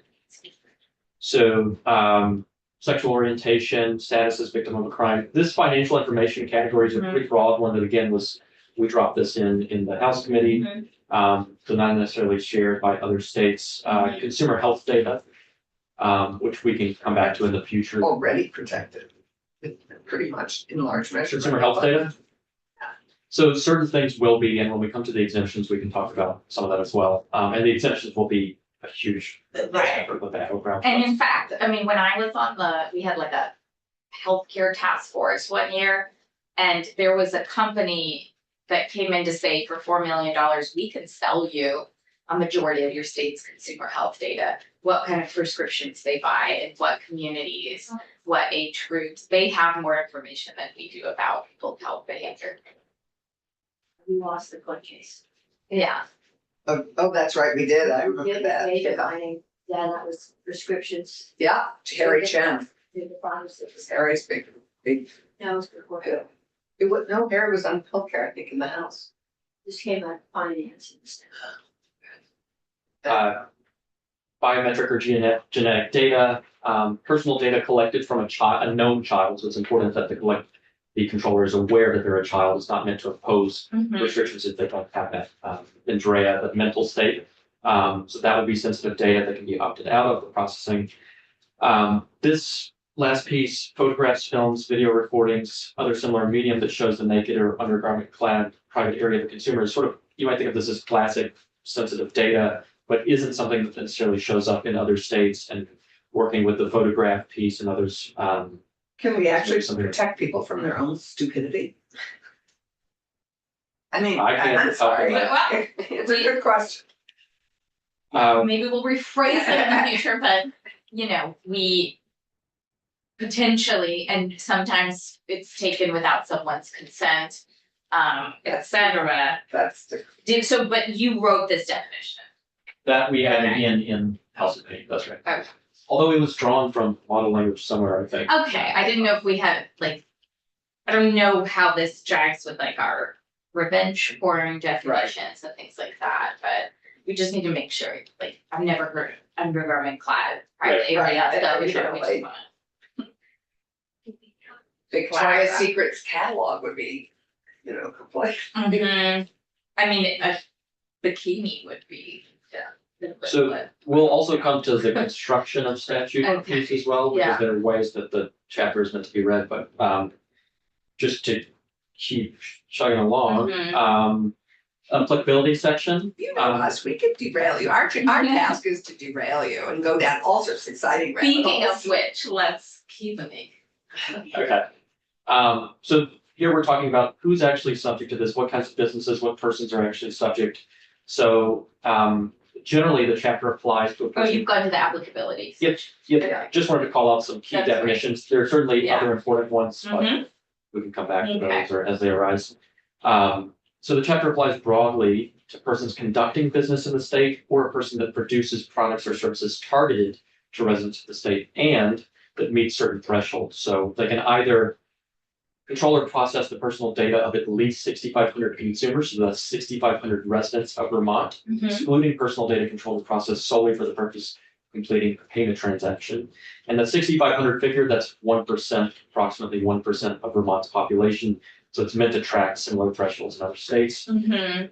Or alternatively, if they process 0.5%, so 3,250 consumers, or and derive more than 20% of their gross revenue from the sale of that personal data, then they would also be subject to this act. So you're either processing 1% or you're generating a substantial portion of your revenue and processing at least 0.5% of Vermont Okay, population. okay. So broadly, those are the folks that are subject to this. However, when we talk about minor protections and consumer health data, we strip out those thresholds. So thresholds don't apply in those instances. For those sections apply to a person that conducts business in the state or a person that produces products and services targeted to residents of the state, regardless of the thresholds. Send request. So on line 9, John, gross revenue, are you kidding? Gross revenue nationally or gross revenue in terms of the state? It's the person's gross revenue. The So person is the corporation. 20%, I mean, a person isn't. So just to call out what I think you're trying to get at, for someone who is national, they're almost certainly processing more than 1% and don't therefore need to meet the 20% requirement.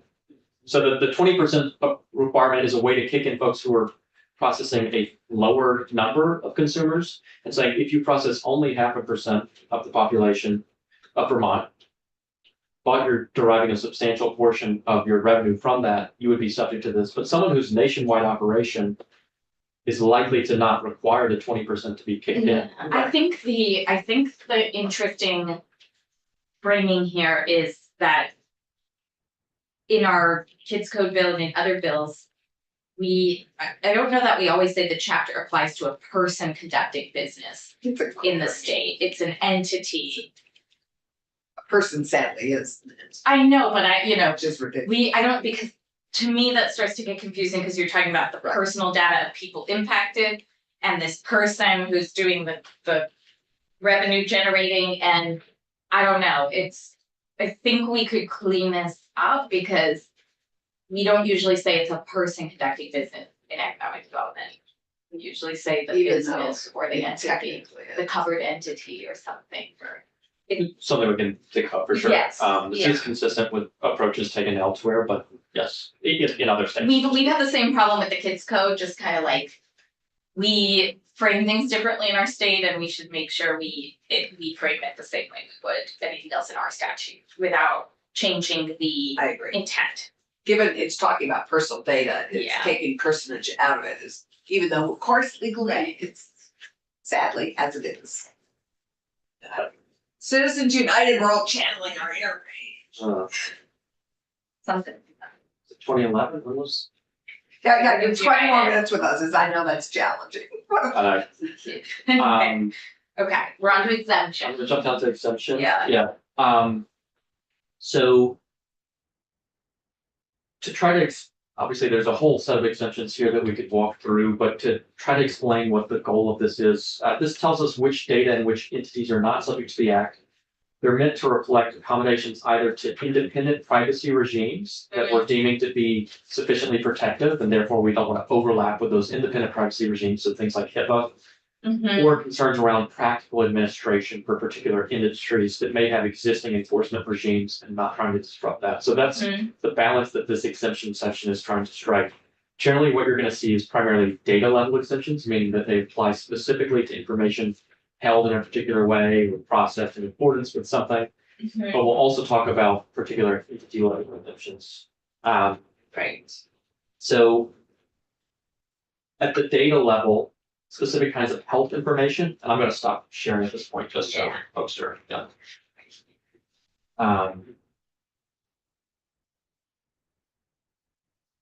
At the data level, specific kinds of health information are exempted that are already regulated by those independent regimes addressing privacy concerns. And on our kids code, Senator Hashim brought up something that he'd like us to address in the House, which is law enforcement investigations.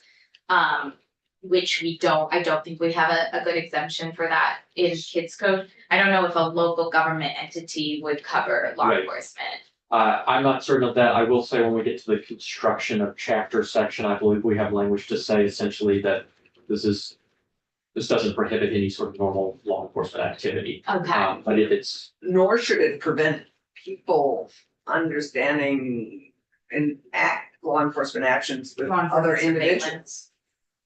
Or, yeah, I think. We'll figure out one that'll more be thing, but discussed. citing that for you, since Rick is the drafter there, we wanna harmonize like law enforcement's ability to do their work. Yeah, and for the public to continue to have access to whatever is public with that. for that health data, the HIPAA regulated, we also talk about intermingled data. So this is to the extent that those folks are generating data or intermingling data in a way that's protected in a similar manner, it is also exempted. But it would be protected. They're treating that information the same way that they would be treating their HIPAA data.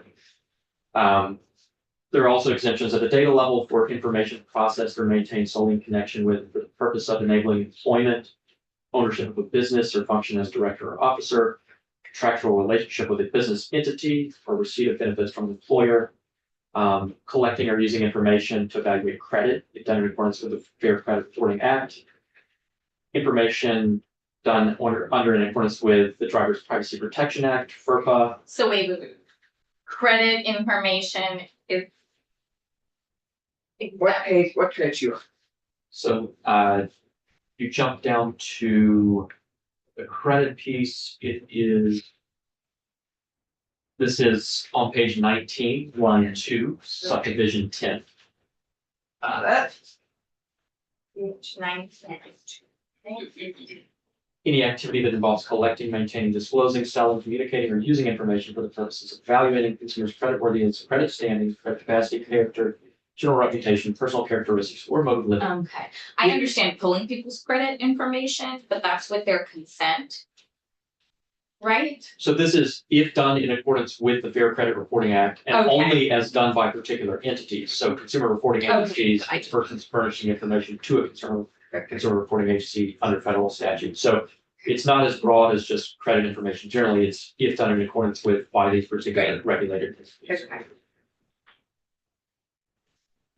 There's also data level exemptions at that subdivision 11 for information collected, processed, sold, or disclosed under in accordance with that the Driver's Privacy Protection Act, FERPA, Airline Deregulation Act, Farm Credit Act, and federal policy related to tracking pharmaceutical sales, I believe, is the last call out.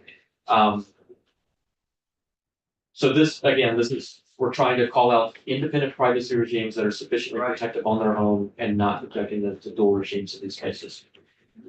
We also have a separate restriction. This is a big piece here for non-public personal information that is processed by a financial institution subject to GLBA, the Gramm-Leach-Bliley Act, and regulations adopted to implement that act. That's your financial regulations pretty broadly. You're going to get a lot of folks testifying on this particular piece. But the non-public personal information and financial institutions are terms that are used within GLBA. This is meant to align with that GLBA and allow folks to continue to operate as they have been under that piece. So that's largely, there is one other. What year was that at? GLBA is, I want to say 90s, early 90s. It's a while ago. Was with the Great, Oh, is it for, okay, is it? right? I'm sorry. Was it with the Great Recession? Yeah, Yeah. 201, and then it's continually updated. Sorry, Christelia for the record. The other data exemption, and I'll come back to these entity level exemptions, on page 21, if you're looking for the particular call out, line 5, personal data of a victim or witness of child abuse, domestic violence, human trafficking, sexual assault, violent felony, or stalking that a victim services organization collects, processes, or maintains in the course of its operation. This was a specific requested exemption for those folks to continue to be able to provide the services that they provide. I'm sure you can hear testimony in this particular piece. So providing it confidentially, this allows them to remain confidential. This exempts, so this act will not apply to that data. This doesn't have to, this doesn't have an independent privacy regime for that. Okay. This is just calling out those particular entities. And we do have a specific definition as to what those organizations are. But that may be something that you'll want to think about. Yes, I mean, I used to work for one, so I just want to make sure we're not touching mandatory orders. And that may be where the exemption request was generated from. Right. It might, if they have. Yeah, retention they have a requests or specific something. exemption for mandatory reporting. Right. We do have a number of entity level exemptions, so switching away from your data level exemptions to talking entities. We call out this is on page 20. On line 14, subdivision 14, financial institutions, credit unions, independent trust companies, broker dealers, or investment advisors, or their affiliates or subsidiaries that are only directly engaged in financial activities. So this is wholesale exemption for those as entities. We also have a similar call out in subdivision 15 for folks in the insurance industry, persons regulated pursuant to Part 3 of Title 8. And then your third party administrators. So those subdivisions 15 and 16 are insurance industries, broad Look who's here. entity level. I mean, we're. That's, so if people have more policy questions about this area, we can return to that with Representative Priestley. And we will let everyone speak who's here at some point. Just given the time and the fact that I will not be able to go through the whole bill in 4 minutes. Yeah. Yeah, Give us the gist, like the heart of it. Yeah, so let me just give you what sections you're trying to do. So section 2418, this is on page 22. This is setting out consumers' personal data rights. These are consistent with what other states are doing. These are the bases on which consumers can assert and request particular things from consumers. It's meant to incorporate provisions of data minimization, control over your own information, allow you to delete information, understand what kind of information has been shared with third parties, and opt out from particular kinds of sensitive activities so that targeted advertising profiling in the furtherance of solely automated decisions with significant effects. Mhm. That has a technical definition. The idea is that sometimes folks are making automatic decisions based on information they receive, and they may deprive you of housing, insurance, and the like. Right. So when we're talking about something sensitive like that, a consumer will have the right to opt out of things along those lines. Okay. So that section is setting out those consumer rights and is also telling controllers what they need to do in Right. responding to those particular rights. If we jump down to 2419, this is on page 27. This is the specific duties that controllers have to follow. Who are controllers now? So Are they the these- persons engaging in business? Yeah, so this is the Okay. businesses that are a person targeting residents with those services or products or conducting business in the state and then meeting. Yes. Okay, so we're gonna have to harmonize all those definitions, because that's a lot. Well, there's no conflict between the Okay. definitions, to be clear. Okay. It's We're set up still to be gonna have controller that is, go back. Yeah, so I think, I will say with the last couple minutes that we have, I am starting to worry that we did kids code with Rick. And you've been working on data privacy. I don't see how one person would have done both, so it's not anyone's fault. But what I wanna ask you to talk with Rick about this, and while we have others in the room, we did a lot of these things specifically for kids. And we didn't hear any, we didn't have any pushback or feedback from the groups in this room about what we did for kids. So I think we wanna see what this adds on for adults, what the sort of differences are there, because it's a big policy decision. And harmonizing terms, I Yes. think, so Yeah, that they. we so did that minor consumer and consumer. But I think I think we can harmonize that. We need to without too harmonize much it. So difficult. Yeah, a couple of responses and then I will need to run. Yeah. The reason I think you were confused about harmonizing is because I misspoke. okay, Controller is just someone determining the process and purposes of, is someone just determining those purposes and means of processing. The thresholds is what I started to talk about, and that relates to the businesses. okay, So I don't think there's any conflict between the definitions. Admittedly, I've only looked cursorily at the kids Yeah. code stuff and I Yeah, talked briefly with Rick. I will say, while I don't know what form you guys ended up with, ideas for kids code in other states were considered in determining the shape of the minor protections that are currently in this bill. So the Mhm. draft that occurred in Connecticut was meant to address certain perceived constitutional infirmities with the kids code approach. Yeah. You guys may have dealt with that in a different way. I understand that there were sort of overnight changes on the final day that may have stripped out some of those concerns about like prior restraints related to data protection Yeah. and the like. So it may be that it's fine, but I will just say that the minor protections pieces in here were drafted initially with an awareness of potential defects of kids Yeah. code's efforts in Yeah. other states. With that, I will. so we have to let you go, it is crossover week, so it's not, I don't want anyone to feel, We're just anxious, we're just beginning on this.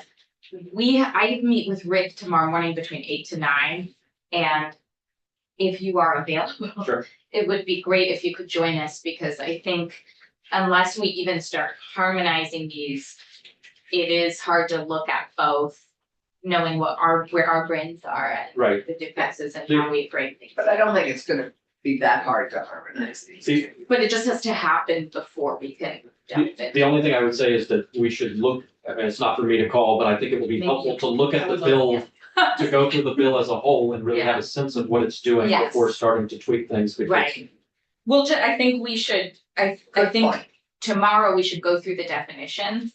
So at least one person in this room who's looked at kids code and is looking at this bill, or multiple, if other people want to join us tomorrow morning, can translate person, controller, business, et cetera, in a way that harmonizes with our bill. But I think your initial question of asking Rick and John to have that conversation first, see. I mean, I I don't mean, have they're time before 8 AM tomorrow, No, but if you're available, we we just could need to definitely. begin this conversation, we have several weeks to Yeah. do this work, So so. I have to make sure you dealt with the term data broker, which I don't. see. Okay. It's in a separate chapter. Is it? Okay. Good. Yep. And we'll come to that at the end of it. Okay. Because we have that independent data record session. Thank you guys, and I'm sorry I have to run. No, thank you, John. Don't Thank you. run. It's a big. Today is a running day. Yes. Good luck. See you guys. And it's Thursday. It's always. Yeah. Representative Priestley, can we get you back in the witness chair? I have one big picture question. Yeah. And so we'll go back to big picture policy decisions. I think a lot of this relies on the end consumer or user having notice of some of these holes of their data and knowingly, offering that permission, like when you use 23andMe and they say like, can you let us use your genetic information for research? And you're like, yeah, that's cool, No. how much are you giving away? And did you get into how, like, is it the same notices we're talking about that are 100 pages long and everyone just says agree? Are they the kind that look really benign and then you find out your tax information is gone somewhere? So like, where were your decision-making points on notice and what that looks like? Yeah, so I mean, I would say generally there is a notice section that makes it, we did not, so some states have gotten into like, it can only be 100 words or, whatever, 1 page. We did not get that specific. And we just basically said like, it needs to be accessible, it needs to meet EDA compliance, it needs to be like, basically. ADA like, compliance, that's great. Yeah. But also just accessible to the reader. General. Yes. Simplicity. Well, yeah, Well, the with ADA that, compliance means with that, like you large have an font, actual, yeah, like. exactly. Yeah, Those are actually, 181 page disclaimer. Right, Yeah, exactly. As a footnote that you have to, that nobody reads. Mhm. Yeah, As a so we result, did, yeah. It's ineffective. so we have done that in this committee before. We've Okay. had opt-outs in this committee that we passed, and we have made it very clear, simple and short. Yeah, if you, like, I would say that's something that like an area we didn't dive into, but Okay. it's an area that if like everybody was into Yeah. discussing that kind of thing, we Right. can get into the weeds on it, so. And not to give you more homework over the No, weekend, but right. I wonder There are if examples, states have, yeah. Yeah, I think because this is been Massachusetts such a- actually, I can double check on that, but Okay. there was a state that did a very specific. Okay. Some states have had like, you have to have the link to the privacy policy Right. or the words to the privacy policy, and it can only be the Or a such. Yeah. summary of the Yeah, press. And not to nerd out, but my favorite web platform in the world is gov.uk because you can only have so many scrolls. It has to be 18-point font. They thought really long and hard about They user did, and it's experience. great. Yeah. So I wanted to get them in. I met with them in grad school. And Cool. Anyway, I think that would be great. Yeah. Try and get somebody from gov.uk. yeah, maybe. Or, but, yeah, we can, Well, I mean, yeah, somebody. It would be really nice to get them in. hey, you just have said it to the world, right here on YouTube, somebody else Yes. pop up. Yeah, and of course, we are never going to be the EU or the UK in terms of how our laws were structured and the genesis of all of this. But it has, I think, helped the committee know that some of the same companies operate just fine under UK level data privacy laws and can functionally do the same thing here. Right, and I think there's a few things to kind of consider here. One is like we did opt out for anything for most provisions, opt in when it comes to like sensitive data, children's data, that kind of stuff, Yeah. location. And also a lot of when the exemptions get into finance and insurance and things like that, they have a stricter protocol that is opt in. Yeah. So we didn't want to get in the way of that, so that's where there's entity level on that, so Okay. just things to consider, yeah. Great, okay. Anything else broadly you think we should consider as we start? Like, Yeah. as we meditate on the subject Sure. again and look at articles about how much our data is being sold? Yeah, I think just broadly how this kind of came together, because it is not, a lot of work was done outside of committee. And I don't think it's a bill that would have been able to get over the finish line without. That's why you're here Yes. for the majority of time. Yeah, no, it's great. We can't replace all the hours of. Continue working, and it's also one that you like have to have discussions with lobbyists, businesses and stuff to make sure that Yes. everybody and advocates. Yes. It is also one that is quickly evolving, so when there were some questions about like, where did this come from, was it like right fit for Vermont? Mhm. It was based on Connecticut, nearly entirely. Yes. The minor piece is actually the lawyer who helped write the Connecticut minor piece, also wrote the Colorado one, and had made some evolutions that made it tighter, so that we used Okay. actually Colorado's. So I'm gonna call out the elephant in the room. Yeah. Is it Connecticut plus private right of action? Or does Connecticut have a private right of action? So actually, so Connecticut had a private right of action. It was the last token of negotiation that they had to let go at the very last minute that they wished they hadn't, and their HG wanted it back in. Okay, So, we'd love to um, get, I'm gonna try and talk to him this yeah. weekend, but it would be great to get Senator Jim Maroney on the Let's get witness her to list. testify. Yeah, yeah, and there's like great. We had a really great. I can give you the witnesses of some really great people who support private right of action from a consultant's kind of like legal Mhm. compliance point of view. That I think I wanna frame up for the committee, if you haven't heard in the hallways, that is the big contention that we're gonna hear a lot about. Right. And so I And really and want to it- hear so from if it Connecticut. This was Is an it in this bill? Yes, there's a private right of action with a cure That's what I period thought. and with limitations, statutory limitations on kind of like a threshold of like, people can't just like do it, it's like, Mhm. like it's $1,000, but. $1,000, or not even $1,000. No. So, Okay. but the 6 month, the 6, what am I saying? 60 day, I keep saying 60-day cure Mhm. period. And so Mhm. actually, people can basically write to a controller using their form saying like, I wanna know like what you're capturing and that kind of stuff, wanna look into deleting. They have 45 days to give that information. They actually can get an extension of 45 days, a controller Okay. can, if they feel like somebody submitted too many requests and it's gonna take a lot of time, or it was like a big request. Okay. And then it can go into like, okay, I think I really do think you're doing something bad with my data. Mhm. I wanna look into like deletion. They have 60 days to do it, Okay. and then it goes. So it's like 150 Okay. days. So the remedy might not be suing, it might be Right. deletion of your Yes. data. Yes. Yeah, Um, an action that. And if you cures the don't problem. delete the data, which is Then- was a request in here, then it could be. and does another state have a private right of action now? So there's pieces. So Washington and My Health My Data has the private right of action, They and haven't California, passed it, and Love California my has it Washington on. people, but they haven't passed it. That's fine. California has it on the Delete Act. Okay. Yeah. And Senator Harrison is a big fan of the Delete Act. So, Yeah. well, not that we have other strong opinions in here, but Yeah, and then when it comes to definitions, as far as things like sensitive data, that is an area where all the states have been really trying to work together to get a little bit further on. So there are pieces like this, like I said, this is Connecticut, when it comes to things like publicly available information yeah. or sensitive data. Those are ones where Connecticut and Delaware and Massachusetts and Maine and stuff specifically asked us like, this state got a little bit further, we need you to get there, because then we can get there. Okay. And Okay. so it's all very coordinated between all the Okay, states. thank you for doing all that. We're not so, yeah. gonna get a chance to talk to those folks. Yeah. Oh, that's what we Can have you to give us an example of a kind of egregious situation where private right of action would have been helpful and that wasn't available?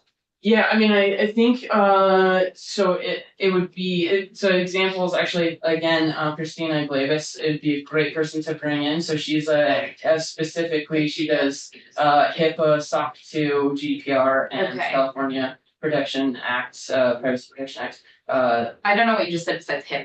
but- Okay, it's fine, financial, European. Oh, okay, okay. Yeah, and so, she actually does, she consults helping entities comply with different privacy acts. Okay. But she had a frequently asked questions, site on her website, which said, it is frequently asked questions for complying. It actually ended up being more of like a crisis line for people who are having their data stolen and abused. And so they were like, what do I do? How can I take action? And she would have to say, you don't have private right of action in your state, you really can't do that. Okay, Senator Huffington. Does this bill accept the state for the requirements? Yes, so If local, not- federal, state, tribal, yeah. Do other states exempt themselves? So this was based, yes, there's a mix of states. So this was the exemption section largely was based off of Oregon. Okay. I Is anyone just for I have an that? issue with the state excluding itself. So, Now, let me finish. yeah. I had my data stolen and it was from the state. Right, So and we've had you- DOL issues, like I wasn't gonna bring it up with them yesterday, but you know, I'm worried about the state's ability to maintain private information. So, I have too, but Everybody gives hand. we should hold ourselves to the yeah, we same should, standard. exactly, So exactly. yeah, so there is a little line in here, this is the one where like, in all these cases, the phrasing is really critical, so there's a line that's saying. Under the course of like, normal operation, normal business This, operation. yeah, normal. Yeah, Yeah. so things Course of like. operation. So when You would expect that and also, like, if you want a license from the DMV, you can't really expect to like get your license and then ask them to delete your data. So you Yeah. have to like be exempted there. I agree. But when it comes, they should not be selling your data to a thing that they don't tell you. That's they're going right. to. Yes, That's not normal operation. right. Or We- being hacked yeah. is not normal operation. Yeah, It so would there's say- like, I mean, there's still yeah. the data breaches the apply tax for has sure. its own Yeah. privacy. criteria. Right. Yeah. Did you bring other committees into the conversation? Because I'm already thinking Yeah, sure. about, it was very chilling, I think, for everyone on this healthcare task force to be like, who is this company selling us our own citizens' healthcare behavior information? Right. Yeah, so we did basically just did a kind of a little huddle with Lori Houghton and then Yeah. also the healthcare organizations and insurance and that kind of stuff. Okay. So we did not do a full committee like dive on that. Uh-huh. And then Judy Sherry, we did a drive by on the private right of action and also kind of on the penalties area. Okay. So healthcare and judiciary for the most part. That's coming to mind for me. I think if we maybe finance, because we're talking about insurance, but most of us are here, so that's. But it may go up finance. There's an Right. area where we wanted to change the fees and increase them, and we didn't, so that it wouldn't trigger ways and means. Okay, But that is an area that would love to see expanded as well. Okay, I'm sure all the people sitting around would love to see more fees too. Totally. And so I know our kids code went to a PROS because it mirrors consumer protection enforcement language. Okay. Did you need to put consumer No. protection enforcement in here, or you just kind of left that Oh, silent? there is enforcement. Yeah, we didn't have to go to. You know what? It's because the underlying language wasn't exactly Title IX, and so Oh, okay. it's fine. Okay. So Yes, there you is all just- enforcement. You have Title IX enforcement. Yes, which is there's the AG and Superior Court. Okay. Any other questions, or we're gonna take a 5-minute break? Good. It's about one Yeah, thing that yeah, that I feel like was a final big thoughts, thing for yeah. everybody. Is the law enforcement piece. So there's a piece Yeah. in here that says like, if there's an investigation of fraud or criminal cases or civil Okay. cases or whatever, Yeah. or subpoenas, you Right. can't get in the way of that. Yeah. Yeah. Yeah, we do need our forensic Yes. accountants or what have you. We would want to do the same thing in the kids code, Sure. I think, as well. And I assure you, we will be talking. Yes, I know you're ready to get Already on the this done, harmonizing thing, already. I do Yeah. not think that is the higher. Huh? I don't think the harmonization. No, we can totally get there. Yeah. No, yeah, I think it's just critical, and we do have 5 weeks, so I don't want us to be casual about it. No, nothing casual about it. Nothing, Yourself. yes, exactly. Absolutely. Thank you so much, Representative Priestley. You've done a lot of work on Thank you. this. I think everyone has seen and appreciated that. Yep. Hence, we get to keep you for some of Yes, your I will day. be here as long as you need. Thank you. Nice Yeah, work. Thank And you. Thanks for Wow, bringing this up. tenacious. You have been one tenacious creature. It's required for these tech bills. That's right. Yeah, we have learned the same thing from kids. Yes.